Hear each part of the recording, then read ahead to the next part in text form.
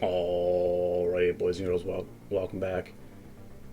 It's your main math man, Mr. Shank, coming to you live from Mayfield.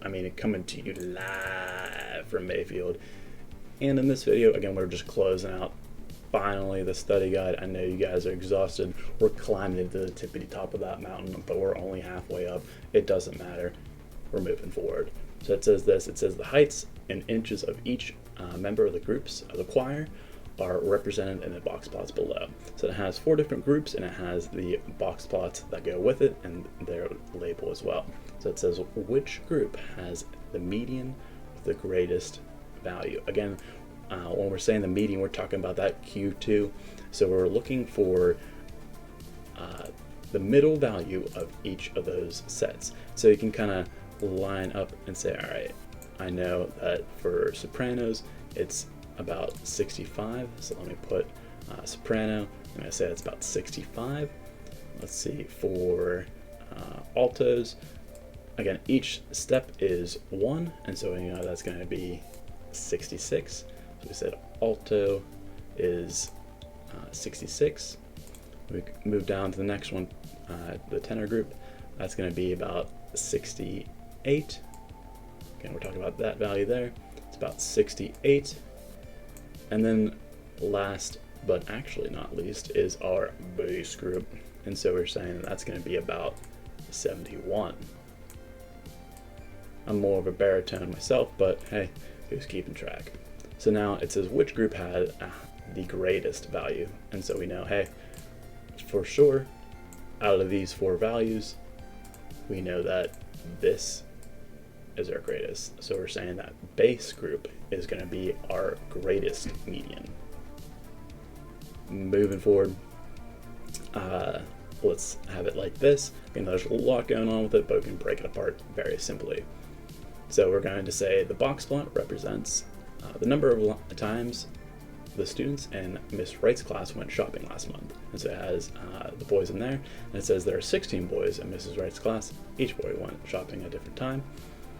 Then it has the number of girls there. Again, there's 20. Which of these statements are true? So again, if you're making a claim, you want to say, okay, it is true because of this, or it is false because of this.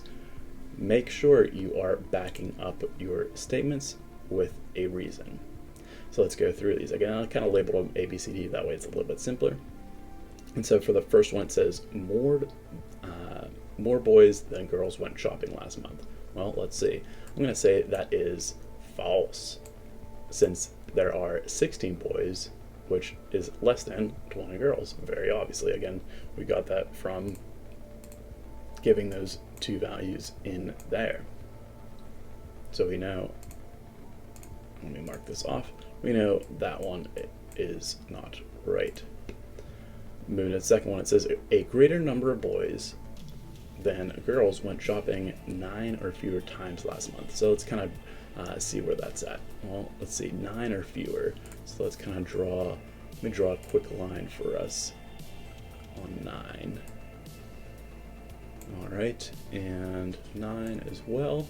A little bit crooked there. Let's try to draw on that straight line perfectly. Excellent, great, looks good. So now, well, it kind of looks like it's very similar. So we're going to say B. We can say that's not true. So let's actually say false as well. Let me type that in, false. And let me actually spell it right. Oh man, there it is. So let's say false, since 9 or fewer times is Q1 for both groups, meaning, again, that whole section right there is 25% of each group. So both had an equal number of students that went to shopping last month. Again, we can say, well, maybe not an equal number, but we know that there's actually less boys that went shopping than girls 9 or fewer times. Again, we do that by doing 0.25 times 16 and 0.25 times 20. Be able to eliminate that answer and move forward.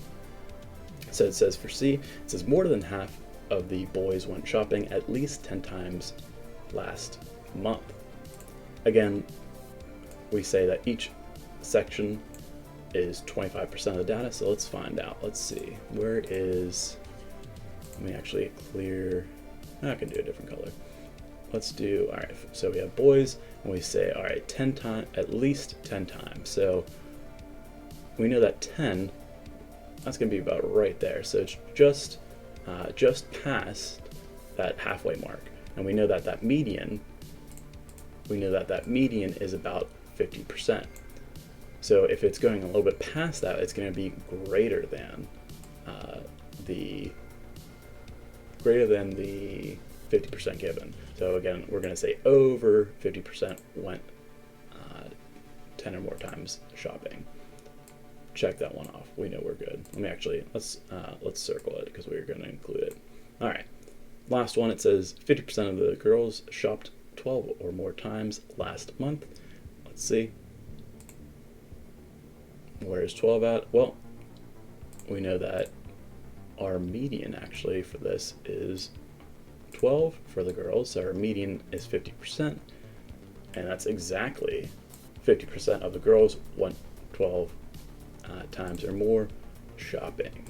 So we could say, yep, we're going to include that one in there as well. Make sure you can rewind. Please, please, please ask questions. Again, our test is on Friday, November 1st.